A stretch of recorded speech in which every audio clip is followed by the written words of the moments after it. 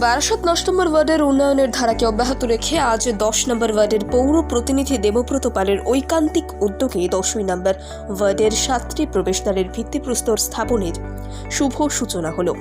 স্বাধীনতা সংগ্রামে অনন্য অবদানের জন্য শ্রদ্ধেয় শ্রী বিনোদ বিহারী চৌধুরীর স্মরণে, প্রাক্তন বিধায়ক শ্রদ্ধেয় গোপাল মুখার্জির স্মরণে, বিখ্যাত ধারাভাষ্যকার শ্রদ্ধেয় শ্রী পুষ্পেন সরকারের স্মরণে, উত্তর ২৪ পরগনা জেলার বামপন্থী আন্দোলনে অন্যতম নেতৃত্ব শ্রী শ্যামল ব্যানার্জির স্মরণে, বারাসত পৌরসভার প্রাক্তন পৌর প্রতিনিধি এবং বিরোধী দলের নেতা শ্রদ্ধেয় শ্রী সুকরঞ্জন সেনগুপ্তর স্মরণে, আদর্শ শিক্ষক শ্রদ্ধেয় শ্রী অভিমন্যু ঘোষ স্মরণে, ডানপন্থী আন্দোলনের অন্যতম মুখ শ্রদ্ধেয় শ্রী অমর চন্দ্র দেয়ের স্মরণে একটি প্রস্তর স্থাপন করা হলো।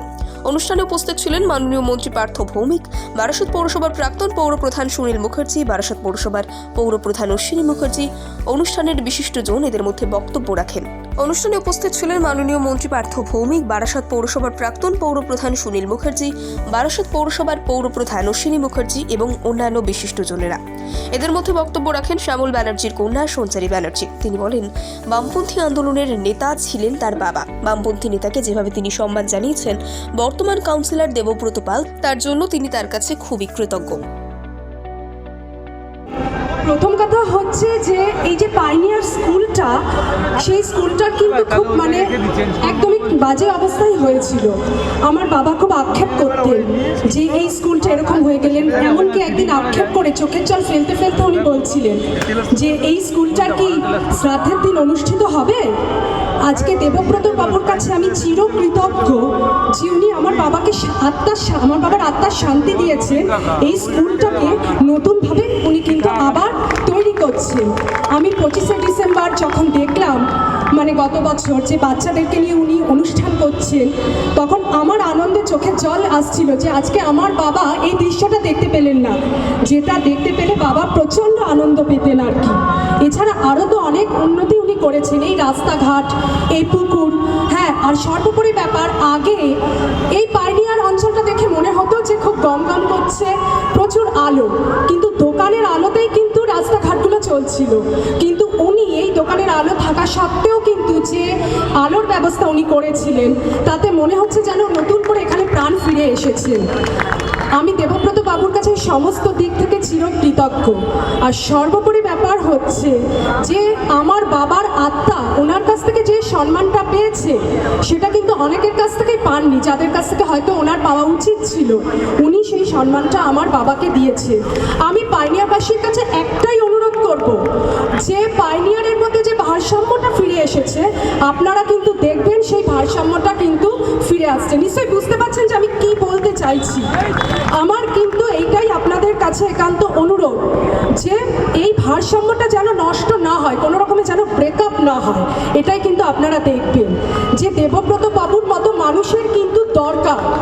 আমি সবসময় এটাই বলবো যে প্রত্যেকটা ওয়ার্ডে ওনার মতো মানসিকতার কাউন্সিলরই যেন থাকেন, তাহলে কিন্তু প্রত্যেকটা ওয়ার্ড কিন্তু এইরকমভাবেই কিন্তু তৈরি হবে।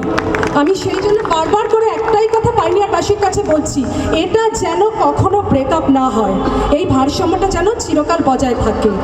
এইবার অতি অবশ্যই আপনারা আছেন। আমি আমার বন্ধু চেয়ারম্যানের হাতে এই কারণেই মাইকটা দিলাম, বাই চান্স আমি বলতে গেলে যদি কোনো কাউন্সিলরের নাম বাদ পড়ে যায়, তাহলে সে মনে মনে অসন্তুষ্ট হয়। তা স্বাভাবিকভাবেই সবাইকে হ্যাপি নিউ ইয়ার। আর দেবব্রত পালকে আলাদা করে হ্যাপি নিউ ইয়ার জানাচ্ছি, কারণ যে 10টা গেট তিনি করবেন, তার একটা আমার রাজনৈতিক গুরু গোপাল মুখার্জির নাম। আমি জীবনে কোনোদিন প্রতিষ্ঠিত রাজনৈতিক ব্যক্তি হতে পারতাম না যদি গোপাল মুখার্জি আমার মাথার উপরে না থাকে। এখানে অশনি এবং সুনীলদা, বাক্কায়, আমি বলছি গোপালদার ওই পিরিয়ডটায়, যে পিরিয়ডটায় আমি গোপালদার সাথে ঘুরে বেরিয়েছি, এরা খুব ভালো করে জানে। আরও যারা ছিল তারা অনেকে আজকে বেঁচে নেই, ও আরও অনেকে, অপু, আমার অনেকের কথা মনে পড়ছে, ষষ্ঠী, হ্যাঁ, সৌমেন জানে যে ওই একটা বেঞ্চিতে বসে আমরা কীরকম দিনের পর দিন, সময়ের পর সময় কাটাতাম। গোপালদা বিধায়ক ছিলেন, কিন্তু তার মধ্যে কোনো কি বলবো, মানে সেই অহংবোধ তার মধ্যে কোনোদিন ছিল না। একদম স্বাভাবিক জীবনযাপন করতেন। স্বাভাবিকভাবেই গোপালদার নামে এটা করার জন্য আমি দেবব্রত পাল, চেয়ারম্যান অশ্বনী মুখার্জি এবং সাংসদ ডাক্তার কাকলি ঘোষদারকে আমার আন্তরিক শ্রদ্ধা জ্ঞাপন করছি। কারণ যারা কিছু করে যায়, দাগ রেখে যায়, তাদের মনে রাখা উচিত। আর তাদের মনে রাখা উচিত এইসব সৃষ্টিশীল কাজের মাধ্যমে, যাতে মানুষ যেতে আসতে গোপাল মুখার্জির নামটা যখন দেখবে তখন গোপাল মুখার্জির কথা তাদের মনে পড়বে। আমি জানি যে এখানে গেট করতে গিয়ে দেবব্রত পাল কোনো রাজনৈতিক বেড়ার গণ্ডি রাখেননি।